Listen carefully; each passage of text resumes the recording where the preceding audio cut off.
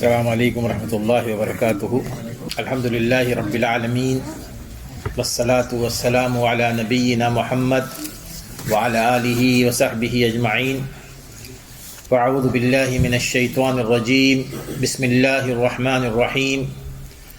سبحان الذی اسری بعبدہ لیلا من المسجد الحرام الی المسجد الاقصی الذی بارکنا حولہ لنریہ من آیاتنا انہ هو السمیع البصیر۔ اس اللہ کی ذات پاک ہے جو اپنے بندے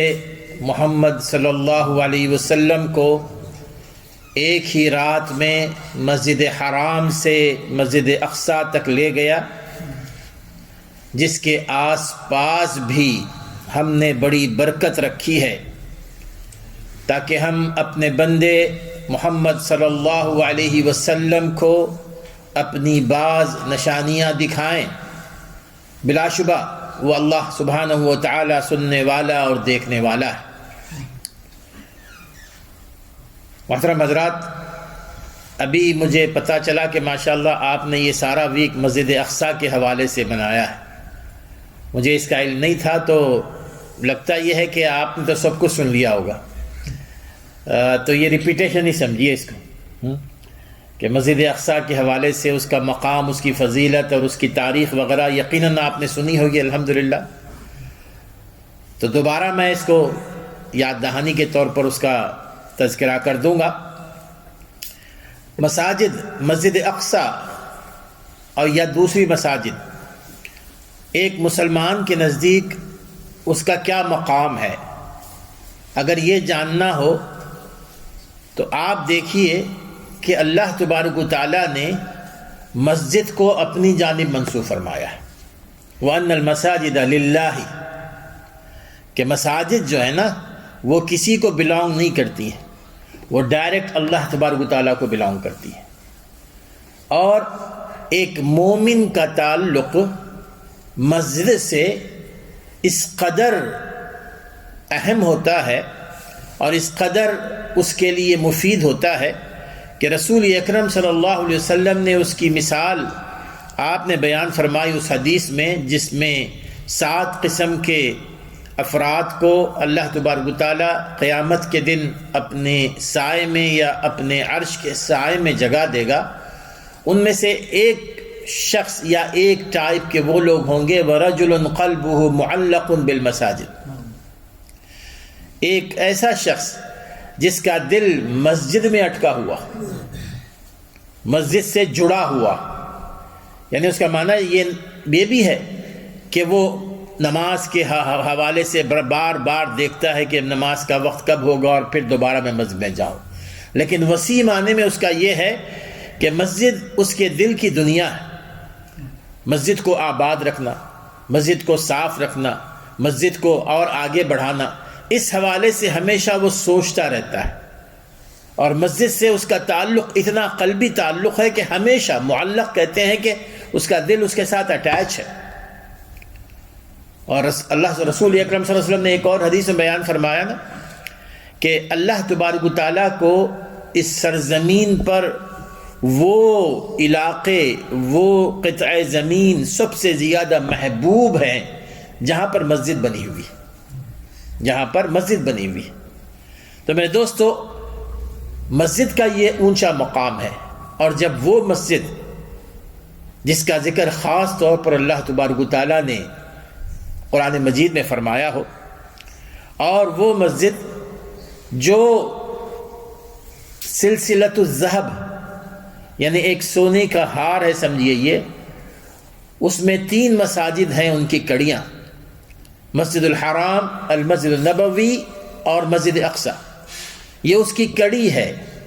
تو یہ 3 مساجد ایسی ہیں کہ جن کو رسول اکرم صلی اللہ علیہ وسلم نے ایک ہی حدیث میں جوڑ دیا ہے، یہ سلسلۃ الذہب کی ایک کڑی ہے۔ تو اس حساب سے ہم سمجھ سکتے ہیں کہ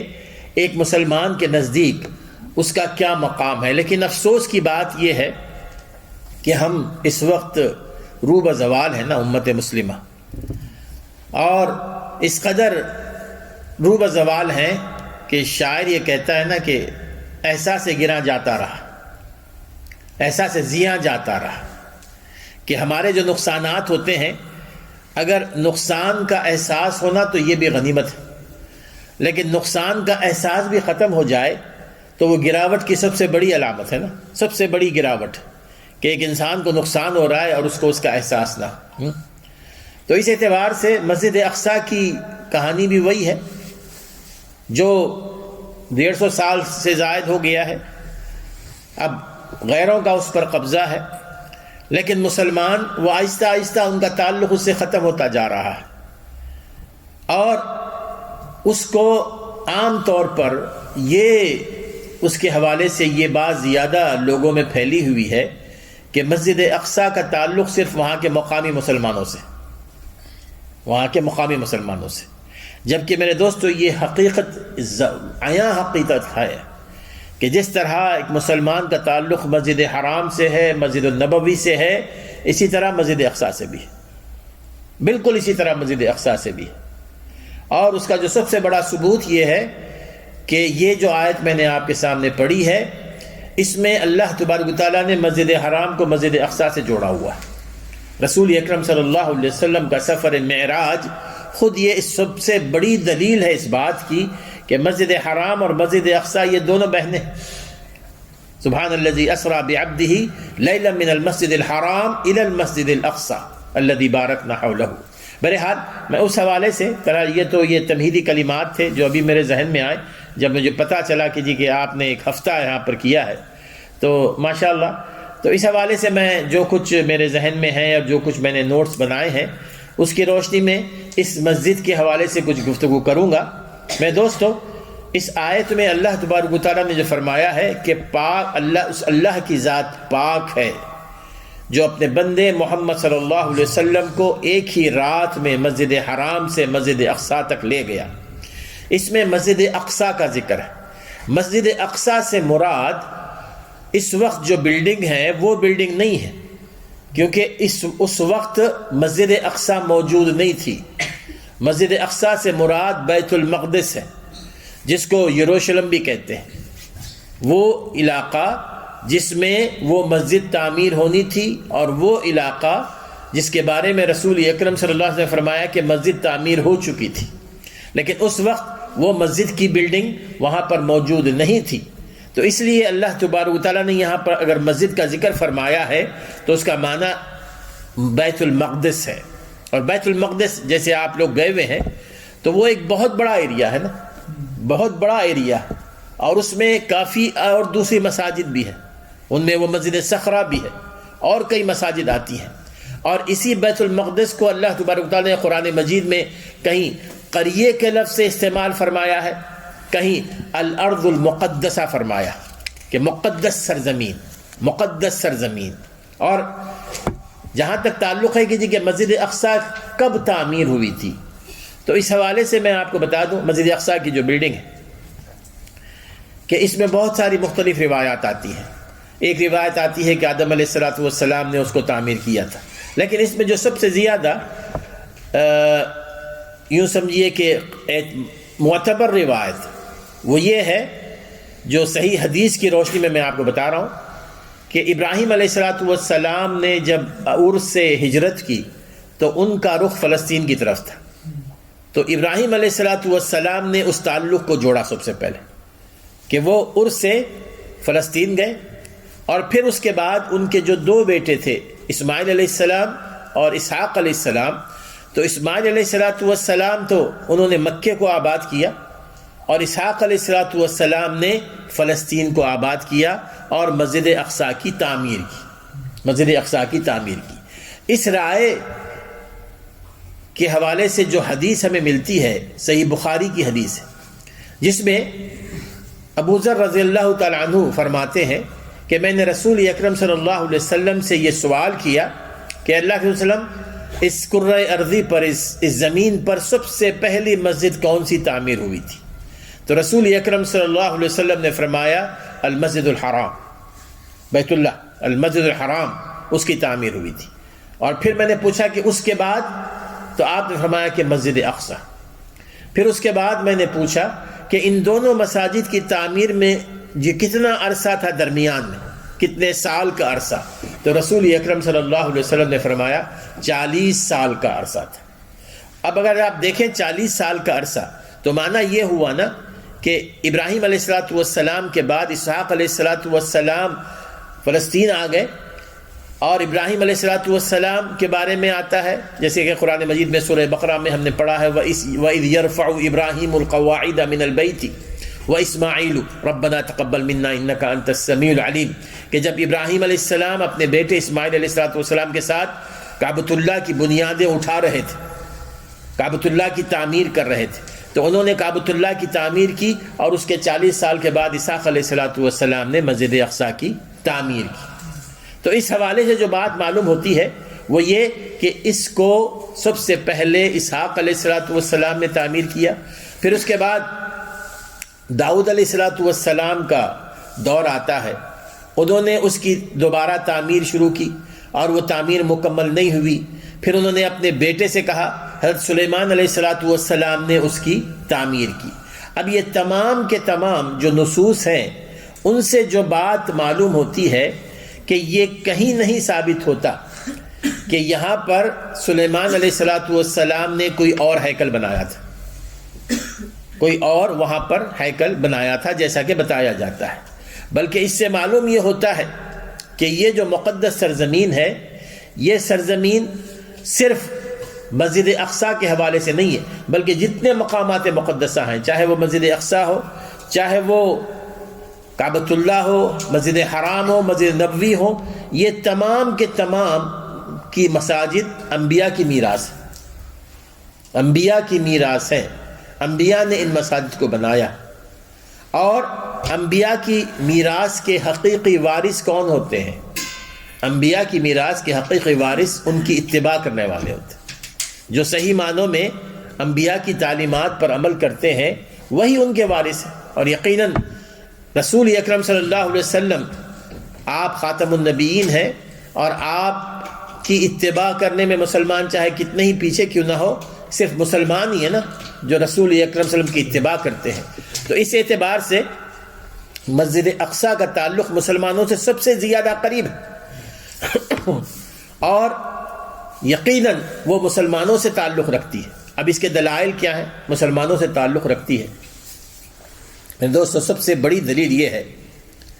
کہ اللہ تبارک و تعالیٰ نے اس کو مسلمانوں کے لیے قبلہ اول قرار دیا تھا، پہلا قبلہ۔ روایات میں یہ آتا ہے کہ رسول اکرم صلی اللہ علیہ وسلم پر جب مکۃ المکرمہ میں نماز فرض ہوئی تھی نا، اس وقت آپ مسجد اقصیٰ ہی کی طرف قبلہ رو ہو کر نماز پڑھا کرتے تھے، اور وہ سلسلہ جاری رہا ہجرت کے بعد بھی، اور تقریباً 16 یا 17 مہینے رسول اکرم صلی اللہ علیہ وسلم مسلمانوں سمیت مسجد اقصیٰ کی طرف رخ کر کے نماز پڑھتے تھے۔ تو وہ تو ہمارا قبلہ ہے، یہ سب سے بڑی دلیل ہے، اللہ تبارک و تعالیٰ نے اس کو ہمارا قبلہ بنایا۔ لیکن رسول اکرم صلی اللہ علیہ وسلم کا ایک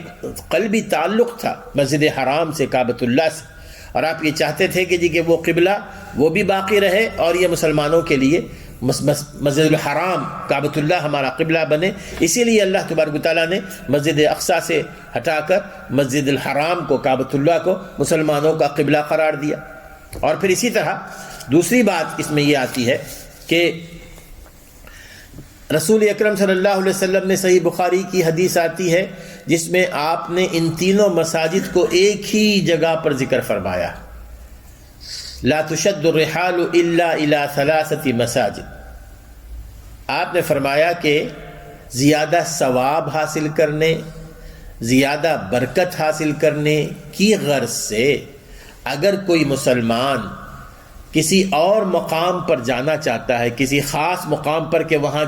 جا کر اگر میں نے نماز پڑھی تو مجھے زیادہ ثواب ملے گا، میں نے عبادت کی تو مجھے زیادہ ثواب ملے گا، تو رسول اکرم صلی اللہ علیہ وسلم نے ساری دنیا میں صرف 3 مقامات کی نشاندہی فرمائی کہ تم اس نیت سے کہیں کسی اور مقام پر جا سکتے ہو کہ تمہیں وہاں جا کر ثواب زیادہ ملے گا۔ تو اس میں آپ نے فرمایا کہ المسجد الحرام مکۃ المکرمہ، المسجد النبوی، اور پھر مسجد اقصیٰ آپ نے فرمایا۔ یعنی اس سے 2 باتیں معلوم ہوئی نا سب سے پہلی بات تو یہ معلوم ہوئی کہ اس کے علاوہ اگر ہم نے اسی نیت سے کسی اور مقام کا سفر کیا تو وہ غلط ہے. کسی اور مقام کا کہ جی کہ وہاں جانے کے بعد اگر ہم نماز پڑھیں گے. اب جیسے آپ دیکھا ہوگا بہرحال بات کسی اور طرف چلی جا رہی ہے. لوگ عام طور پر جاتے ہیں وہ غار حرا میں جاتے ہیں نا, جا کے 2 رکعت نماز پڑھتے ہیں. مختلف جگہوں پر جاتے ہیں 2 رکعت نماز پڑھتے ہیں. کہیں یہ ثابت نہیں ہے. یہ باتیں ہم نے اپنی طرف سے بنائی ہوئی ہیں کہ خاص طور پر جا کر وہاں نماز پڑھنا. رسول اکرم صلی اللہ علیہ وسلم نے صرف 3 مقامات کی نشاندہی فرمائی ہے اور تینوں کو ایک ساتھ ایک ہی حدیث میں جمع کیا ہے. تو تینوں تو ایک ساتھ ایک ہی لڑی ہے نا, ایک ہی یہ ایک ہار ہے اس کی, یہ تینوں لڑیاں ہیں. اور پھر معراج کا سفر, اللہ تعالیٰ چاہتا تو رسول اکرم صلی اللہ علیہ وسلم کو ڈائریکٹ مکۃ المکرمہ سے آسمانوں کی سیر کرواتا نا. آپ کو پہلے مسجد اقصیٰ کیوں لے جایا گیا؟ وہاں آپ نے تمام انبیاء کی اقتداء امامت کیوں فرمائی؟ وہ بتلانا مقصود یہ تھا کہ مسجد اقصیٰ کا تعلق سب سے زیادہ گہرا مسلمانوں کے ساتھ ہے. اور اس حوالے سے دیکھیں نا کہ جیسے کہ صحیح احادیث میں آتا ہے کہ رسول اکرم صلی اللہ علیہ وسلم نے تمام جتنے انبیاء تھے ان کی امامت فرمائی. اور یہ وہ مقام ہے مسجد اقصیٰ اور بیت المقدس, واحد مقام ہے جہاں پر تمام انبیاء نے جماعت کے ساتھ نماز پڑھی. اس سے زیادہ اب دیکھیں نا کتنا مقدس مقام ہے, کس قدر مقدس مقام ہے کہ دنیا میں کوئی جگہ ایسی نہیں ہے کہ جہاں پر تمام انبیاء نے با جماعت نماز ادا کی سوائے بیت المقدس کے. یہ سب سے زیادہ اس کی قدسیت اور اس کی جو بابرکت سرزمین ہے اس کی اہمیت کا اندازہ ہوتا ہے. پھر اسی طرح مستدرک حاکم کی ایک صحیح حدیث ہے. ابو ذر رضی اللہ تعالیٰ عنہ فرماتے ہیں کہ ہم رسول اکرم صلی اللہ علیہ وسلم تشریف فرما تھے اور ہم آپس میں بیٹھ کے گفتگو کر رہے تھے کہ مسجد نبوی جو ہماری مسجد ہے وہ زیادہ افضل ہے یا مسجد اقصیٰ زیادہ افضل ہے. رسول اکرم صلی اللہ علیہ وسلم نے ہماری گفتگو سنی تو آپ نے فرمایا کہ میری اس مسجد میں ایک نماز اجر و ثواب کے اعتبار سے مسجد اقصیٰ میں پڑھی جانے والی 4 نمازوں سے زیادہ افضل ہے. میری مسجد میں پڑھی جانے والی ایک نماز مسجد اقصیٰ میں پڑھی جانے والی نماز سے 4 گنا زیادہ افضل ہے.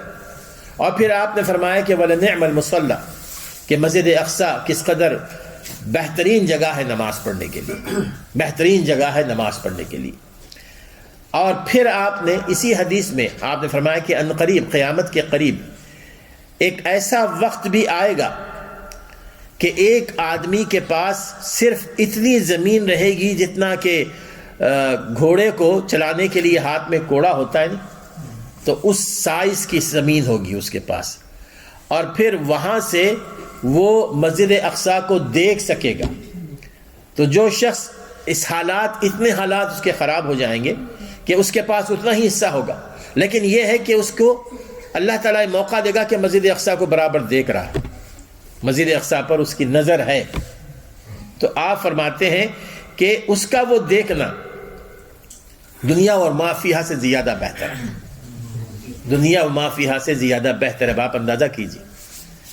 کہ یہ ہم نے اس کو اپنی دنیا سے نکالا ہوا ہے نا, اپنے دین سے بھی نکالا ہوا ہے, لیکن رسول اکرم فرماتے ہیں کہ تم اگر اس کو مسجد کو دیکھ بھی لو نا,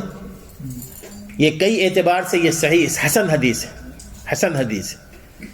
کہ اگر تم اس کو دیکھ لو تو تمہارے حق میں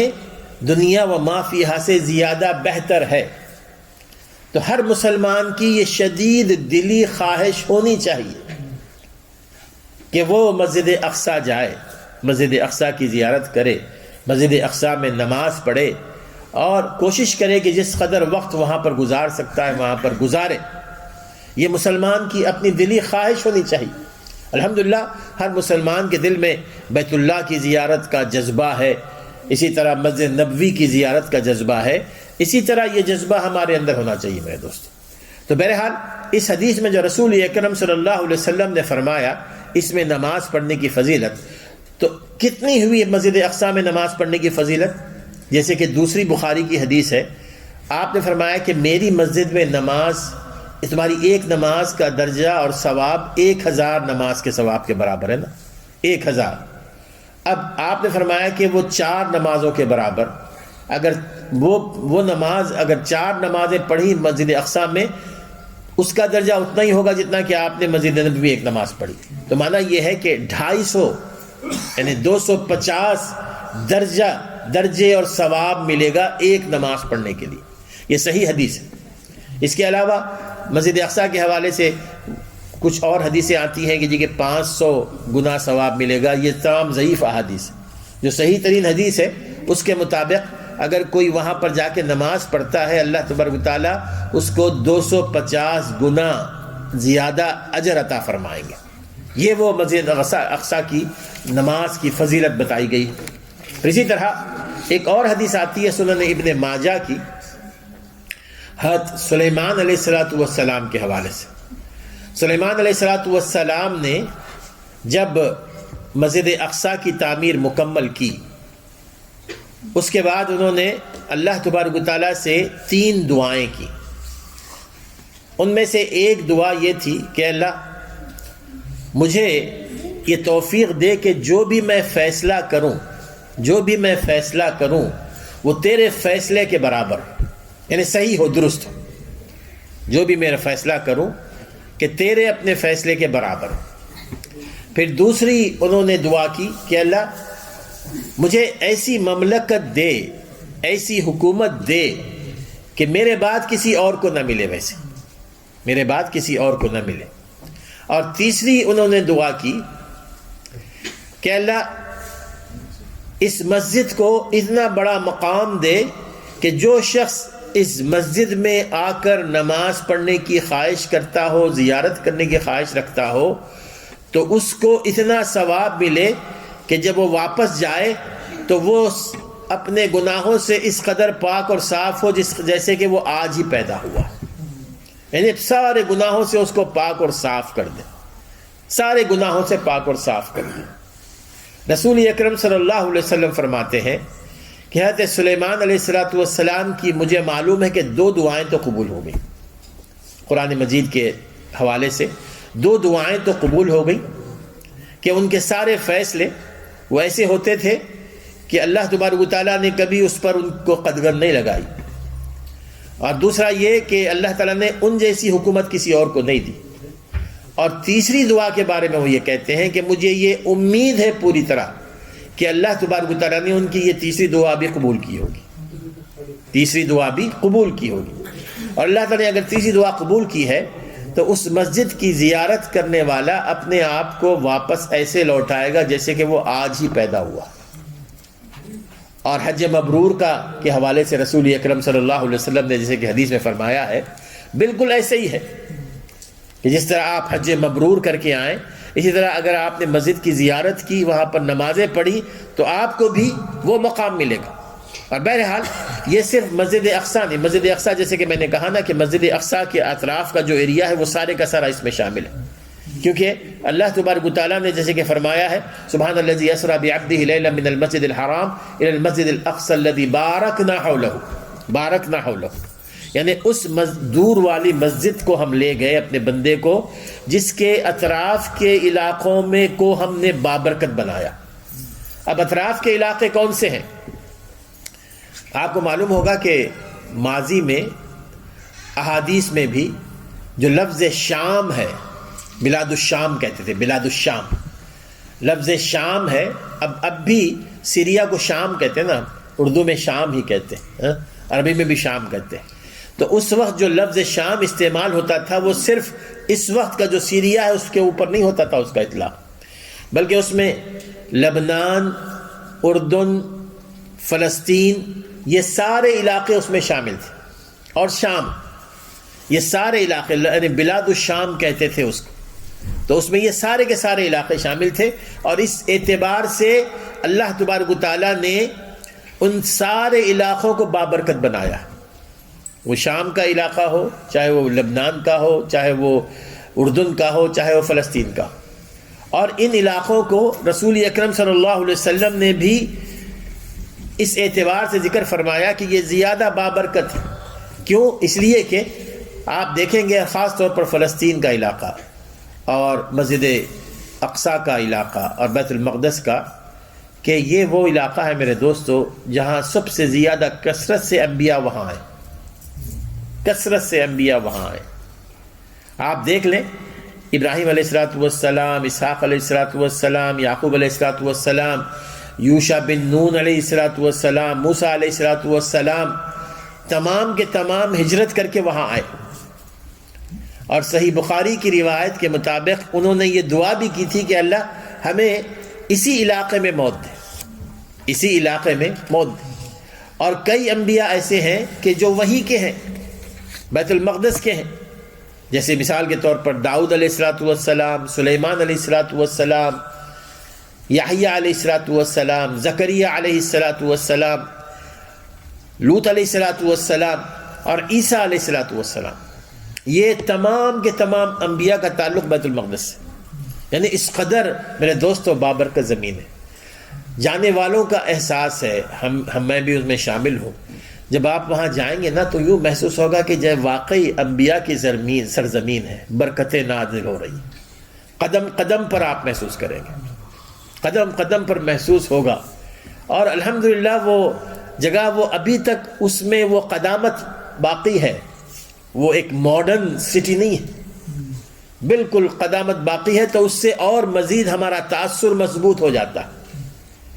اگر آپ جب دیکھیں وہاں پر تو خود بخود ایک روحانیت ہمارے اندر پیدا ہوتی ہے کہ میں اس مقام پر ہوں جو انبیاء کا مقام ہے، جو صالحین کا مقام ہے.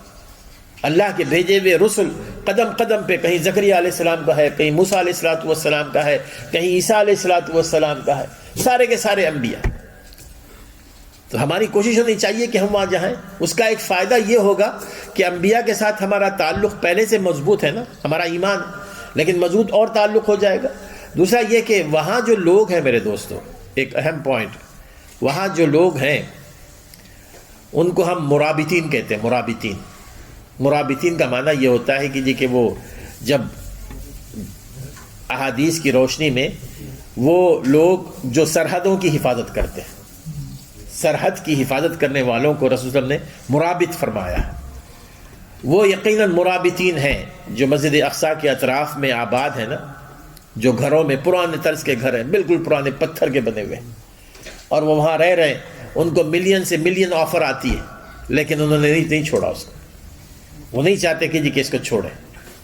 اور ایسے کئی واقعات ہیں جو صحیح واقعات ہیں کہ وہاں پر ان پر گولیاں چلائی گئیں، ان کے بچوں کو گولیاں چلائی گئیں، لیکن پھر بھی انہوں نے اس علاقے کو نہیں چھوڑا. حقیقت میں صحیح وہ نگہبانی ان کی طرف سے ہو رہی ہے، حالانکہ وہ بیچارے اتنے نہ دولت مند ہیں نہ کچھ. تو اب نفسیاتی طور پر ہم ان کو، ان کی حوصلہ افزائی، ان کی ہمت افزائی اگر ہم وہاں جائیں تو ہوتی ہے. نفسیاتی طور پر نہ وہ ہم سے پیسے مانگتے نہ کچھ، لیکن یہ ہوتا ہے کہ جی کہ ان کو یہ ایک احساس ہوتا ہے کہ ہم اکیلے نہیں ہیں، ہمارے ساتھ ساری امت ہے، ساری امت مسلمہ ہے. تو اس اعتبار سے بھی یہ بہت اہم ترین ہے. اور جیسے بہرحال میں ذکر کر رہا تھا کہ جو یہ ایریا ہے آس پاس کا، بارکنا حولہ، جیسے کہ اللہ نے فرمایا ہے. میرے دوستو یہ ایریا ایسا ہے کہ جس کے بارے میں رسول اکرم صلی اللہ علیہ وسلم نے مختلف احادیث میں اس کی طرف اشارہ فرمایا ہے. ایک حدیث میں آپ فرماتے ہیں کہ قیامت کے قریب بہت سارے فتنے اٹھیں گے نا، قیامت کے قریب بہت سارے فتنے اٹھیں گے، اور ان فتنوں میں جو لوگ صاحب ایمان ہیں، جو ایمان رکھنے والے ہیں نا، وہ تمام کے تمام ان علاقوں میں جا کر آباد ہو جائیں گے. یعنی مسجد اقصیٰ کے ایریے میں، بیت المقدس کے ایریے میں، شام کے ایریے میں وہ کوشش کریں گے کہ وہاں پر زیادہ جا کر آباد ہو. اور ایک اور حدیث میں آپ نے فرمایا کہ یہ جو بلاد الشام ہے، چاہے وہ فلسطین ہو، بیت المقدس ہو، یہ اس قدر بابرکت ہے کہ شام کے لیے خوشخبری ہے. آپ نے فرمایا کہ شام کے لیے خوشخبری ہے کہ اللہ کے فرشتے اس پر اپنے پر پھیلائے ہوئے، اپنے پر پھیلائے ہوئے. یہ صحیح بخاری کی حدیث آتی ہے. اور ایک حدیث میں آپ نے فرمایا کہ قیامت سے قبل مدینہ منورہ غیر آباد ہو جائے گا، اور بیت المقدس وہ آباد ہو جائے گا. یعنی میں آپ کو بتا رہا ہوں کہ اسلام میں اس کا کیا مقام ہے، اس کی کیا اہمیت ہے. قیامت کے قریب بیت المقدس آباد ہو جائے گا، اور وہ زمانہ وہ ہوگا جس میں بہت سارے فتنے اٹھیں گے، بہت ساری لڑائیاں ہوں گی، اور اس کے بعد ہی دجال کا خروج ہوگا. اور جیسے کہ آپ جانتے ہیں کہ دجال وہ سب سے بڑا فتنہ ہوگا نا، جس پہ کے بارے میں ہر نبی نے اپنی امت کو خبردار کیا ہے دجال کے فتنے سے. اب یہ دجال کا جو فتنہ ہوگا وہ ساری دنیا میں پھیلے گا، لیکن 4 مقامات ایسے ہوں گے کہ جہاں پر دجال داخل نہیں ہو سکے گا، اور وہاں کے رہنے والے اس کے فتنے سے محفوظ رہیں گے. ان میں سے ایک مکہ المکرمہ ہے، دجال وہاں داخل نہیں ہو سکے گا. مدینہ منورہ ہے، دجال وہاں داخل نہیں ہو سکے گا. اسی طرح بیت المقدس، دجال، یعنی آپ دیکھیں کیسا تعلق ہے مکہ مکرمہ اور مدینہ منورہ کے ساتھ بیت المقدس کا. وہاں بھی داخل نہیں ہو سکے گا. اور ایک روایت میں آتا ہے کہ طور کا جو علاقہ ہے نا، جہاں پر موسیٰ علیہ السلام پر اللہ تعالیٰ نے پہلی وحی نازل فرمائی تھی، وہ بھی علاقہ ایسا ہے کہ جہاں دجال داخل نہیں ہو سکے گا. اور پھر ایک بڑا فتنہ جو قیامت سے قریب ہوگا وہ ہے فتنہ یاجوج و ماجوج. یاجوج اور ماجوج کا بڑا فتنہ ہوگا، اور یہی وہ علاقہ ہے بیت المقدس کا جہاں پر یاجوج اور ماجوج برباد کر دیے جائیں گے. یہیں وہ ختم ہوں گے، ان کا فتنہ یہیں پر ختم ہوگا. جیسا کہ حدیث میں آتا ہے، صحیح مسلم کی حدیث، جبل القمر کے پاس وہ یاجوج ماجوج ختم ہوں گے. اور ایک حدیث میں رسول اکرم صلی اللہ علیہ وسلم نے فرمایا، صحیح بخاری کی حدیث، قیامت کے قریب ایک آگ نکلے گی، اور وہ آگ لوگوں کو دھکے دے کر آگے بڑھاتی جائے گی، اور لوگ وہ صبح شام وہ آگ ان کے پیچھے رہے گی، اور وہ آگ ان کو لے جائے گی شام کے علاقوں میں. جو بیت المقدس کا علاقہ ہے، یہ سرزمین ہے، شام کے علاقوں میں، اور حتیٰ کہ وہ میدان محشر میں پہنچ جائیں گے. تو معنی یہ ہے، بعض محدثین نے اس حدیث سے یہ مراد لیا ہے کہ جو میدان حشر ہوگا وہ شام کے علاقوں ہی میں قائم ہوگا. یہ صحیح بخاری کی حدیث ہے. بہرحال تو میرے دوستو، یہ وہ مقام ہے مسجد اقصیٰ کا، بیت المقدس کا، جو احادیث میں رسول اکرم صلی اللہ علیہ وسلم نے بیان فرمایا. اس سے یہ معلوم ہوتا ہے کہ جس طرح ہمارا قلبی تعلق مسجد حرام سے ہے، مسجد نبوی سے ہے، اسی طرح ہمارا قلبی تعلق مسجد اقصیٰ سے بھی ہونا چاہیے. اسی طرح ہمارے دل میں اس کے لیے درد ہونا چاہیے.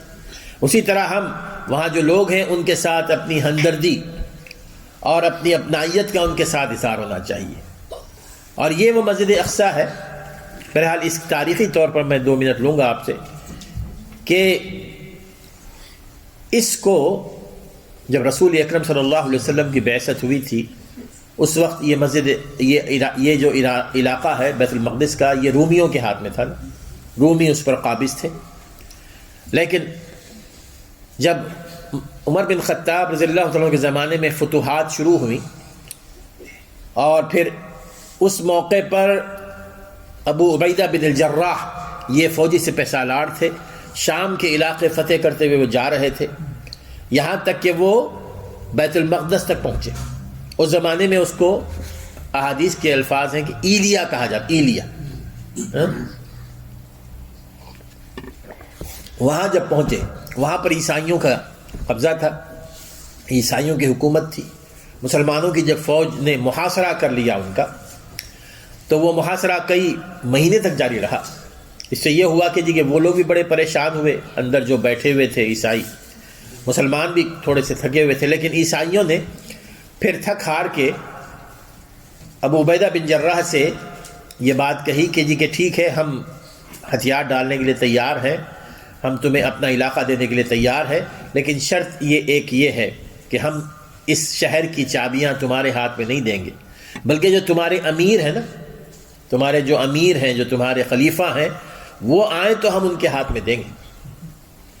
ہو سکتا ہے انہوں نے سن رکھا ہو عمر بن خطاب کی انصاف پسندی کو، ان کے ہاتھ میں دیں گے. پھر ان کو، عمر بن خطاب کو یہ پیغام بھیجا گیا اس موقع پر بعض صحابہ نے کہا کہ آپ نہ جائیں، بعض صحابہ نے کہا کہ آپ جائیں، لیکن عمر بن خطاب نے فرمایا کہ جی کہ جب یہ مقام اگر مسلمانوں کے ہاتھ میں آ رہا ہے تو میں نے چاہے وہ کتنا ہی خطرناک سفر ہو، میں نے کرنا ہے، میں نے وہ سفر کرنا ہے۔ اور عمر بن خطاب رضی اللہ تعالیٰ عنہ، یہ 16ویں ہجری کی بات ہے، وہ اپنے خادم کے ساتھ اور ان کے ساتھ کچھ اور بھی شاید لوگ تھے، مختلف روایات آتی ہیں، ان کے پاس ایک خادم تھا اور یہ 2 تھے اور ایک سواری تھی، ایک سواری تھی اونٹ اور خادم، یہ سوار جو ہے 2 تھے، وہ ٹرن بائی ٹرن سواری پر چل رہے تھے۔ عمر بن خطاب نے کی سادگی دیکھیے، اور جب وہ اس کی سرحد پر پہنچے تو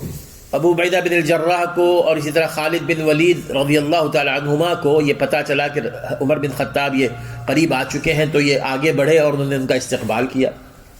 سرحد پر۔ تو دیکھا کہ عمر بن خطاب کے جو کپڑے ہیں وہ 1-2 جگہ پیوند بھی لگا ہوا تھا، اور ان کی چادر تھوڑی سی پھٹی ہوئی بھی تھی، اور کپڑے گرد آلود تھے۔ تو ابو عبیدہ بن الجراح نے بہت ہی انکساری کے ساتھ یہ درخواست کی کہ اب آپ بیت المقدس کی چابیاں لینے جا رہے ہیں، آپ کا مقام بڑا بلند ہے ان لوگوں کے پاس، اب اگر وہ دیکھیں گے جی کہ آپ کی ظاہری حالت، تو ہو سکتا ہے کہ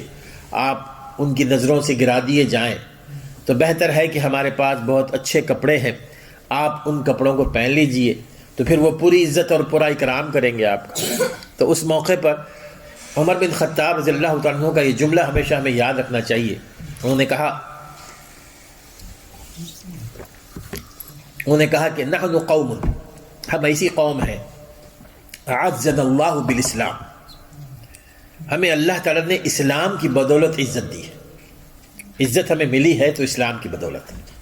ورنہ تو ہم بکریوں کو چرانے والے تھے، چرواہے تھے، ہمیں کوئی پوچھتا نہیں تھا۔ ہم نے اسلام قبول کیا، اللہ تعالیٰ نے ہمیں باعزت بنا دیا، ہمیں عزت مل رہی ہے۔ وَلَوِ ابْتَغَيْنَا الْعِزَّةَ بِغَيْرِهِ لَأَذَلَّنَا اللَّهُ، اور اگر ہم نے اسلام کے علاوہ کسی اور ذریعے سے عزت حاصل کرنی چاہیے، اللہ تعالیٰ ہمیں ذلیل کر کے رکھ دے گا۔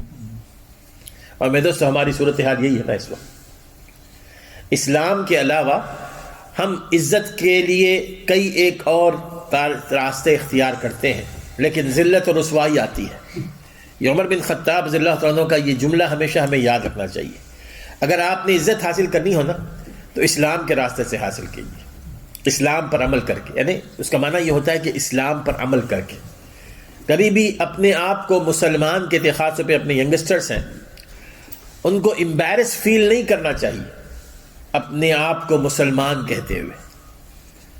وہ اسلام، وہ خزانہ ان کے پاس ہے جو کسی اور کے پاس نہیں ہے نا۔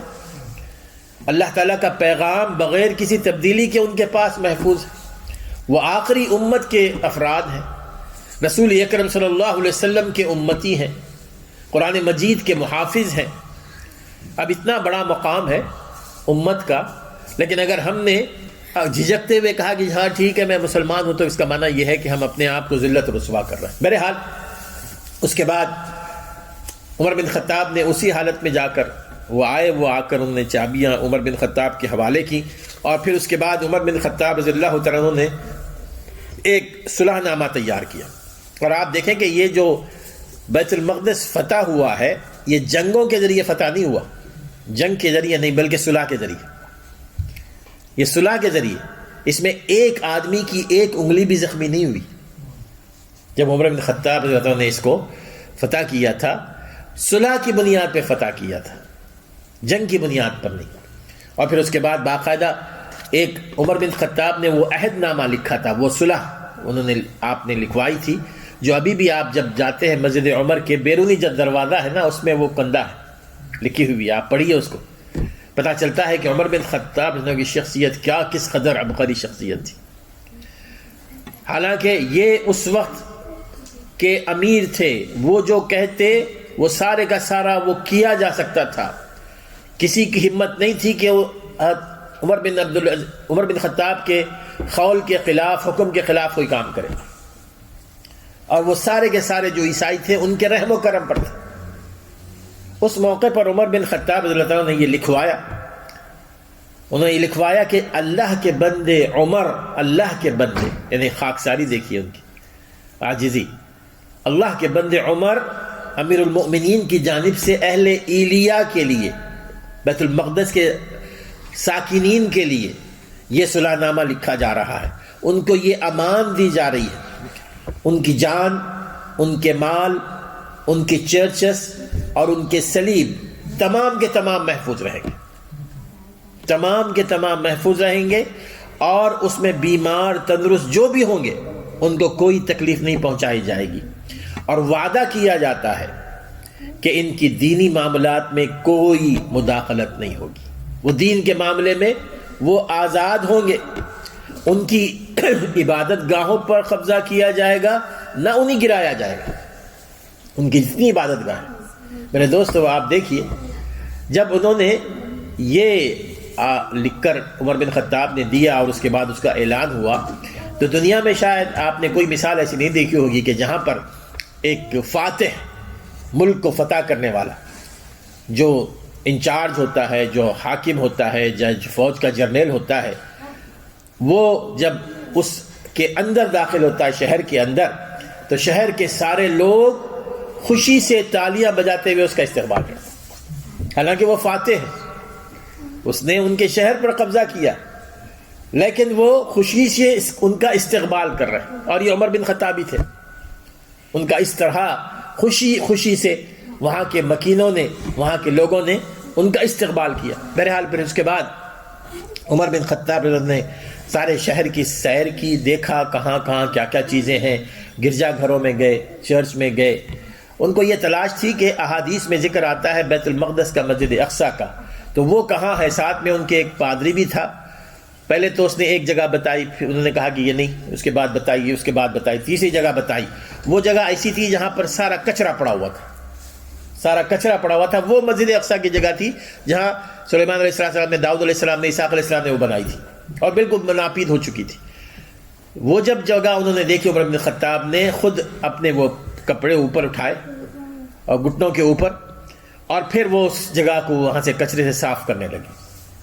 جب ساتھیوں نے دیکھا، انہوں نے بھی اس کو صاف کرنا شروع کیا، پھر ساری جگہ صاف کر کے وہاں پر انہوں نے 2 رکعت نماز پڑھی اور اپنے ساتھیوں سے کہا کہ یہاں مسجد تعمیر کرنی، اور یہی وہ مسجد اقصیٰ ہے میرے دوست۔ یہاں مسجد اقصیٰ سے مراد وہ نہیں ہے جو مسجد صخرہ ہے، جو بڑی گنبد ہے، عام طور پہ لوگ سمجھتے ہیں کہ وہ مسجد اقصیٰ ہے۔ مسجد اقصیٰ تھوڑا سا آگے ہے، جو مسجد اقصیٰ کی بلڈنگ ہے، تو وہاں پر، اور پھر اس کے بعد وہ ایسے ہی اور آگے گئے تو وہاں پر ایک چرچ کا وہ دیکھ رہے تھے، نظارہ کر رہے تھے، تو نماز کا وقت ہو گیا، تو انہوں نے کہا وہ پادری سے کہ جی کہ نماز کا وقت ہو گیا، ہم نماز پڑھنا چاہتے ہیں۔ اس نے کہا کہ جی کہ یہ بھی عبادت گاہ ہے، آپ یہیں پڑھیے۔ تو عمر بن خطاب نے وہ تاریخی بات کہی، انہوں نے کہا کہ اگر میں نے آج یہاں نماز پڑھ لی نا، تو کل مسلمان تمہیں اس چرچ سے نکال دے سکتے ہیں اور یہاں مسجد بنا سکتے ہیں، میں نہیں چاہتا کہ ایسے ہو، میں نہیں چاہتا۔ تو وہ باہر گئے اور باہر جا کر انہوں نے علیحدہ سے نماز پڑھی، اور وہ جگہ ہے جہاں پر اب مسجد عمر قائم ہے، جو مسجد عمر قائم ہے۔ یہ ان کی عدالت تھی، یہ ان کا انصاف تھا، یہ عدل و انصاف تھا میرے دوست۔ بہرحال اس کے بعد جب بنو امیہ، بنو عباس کا زمانہ تھا، دیکھیے جب خلفاء میں آپس میں جب اختلافات ہو گئے اور چھوٹی چھوٹی سلطنتیں بن گئی، اس موقع پر مسلمان کمزور ہو گئے، تو اس وقت سلجوقی ایک خاندان تھا، وہ شام کا حاکم تھے وہ لوگ، اور مصر پر جو ہے نا وہ فاطمی وہ حکمران تھے، مصر پر وہ فاطمی جو حکمران تھے،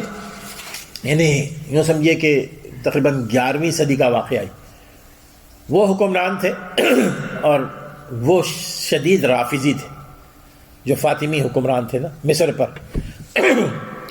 وہ کوشش کر رہے تھے کہ جی کہ شام پر بھی سلجوقی خاندان کو اپنے ہاتھ میں لے لیں، اور یہ عیسائیوں کے ساتھ ملے ہوئے بھی تھے، اور یہ موقع انہوں نے دیکھا، اور پھر 1099 عیسوی میں اس پر قابض ہو گئے، مسجد اقصیٰ پر، مسجد اقصیٰ چھین لی گئی۔ اس کے بعد تقریباً 200 سال ان کے ہاتھ میں رہی۔ نور الدین زنگی آئے تھے نا، شام کے بادشاہ تھے، ان کی بڑی کوشش تھی کہ کہ مسجد اقصیٰ کو واپس لے لیا جائے، اور اس کے لیے باقاعدہ انہوں نے ایک ممبر بھی بنایا تھا۔ ممبر آپ نے دیکھا ہوگا کہ بہت بڑا ممبر تیار کیا تھا انہوں نے کہ جب ہم مسجد اقصیٰ کو لیں گے تو وہ یہ ممبر وہاں فٹ کروائیں گے، لیکن وہ ان کا انتقال ہو گیا۔ اس کے بعد صلاح الدین ایوبی تشریف لائے،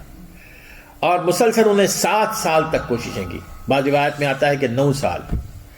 بالآخر اللہ تبارک و تعالیٰ نے ان کے ہاتھوں فتح دلوائی، اور وہ مسجد اقصیٰ دوبارہ مسلمانوں کے ہاتھ میں آ گئی۔ 1887 کی بات ہے۔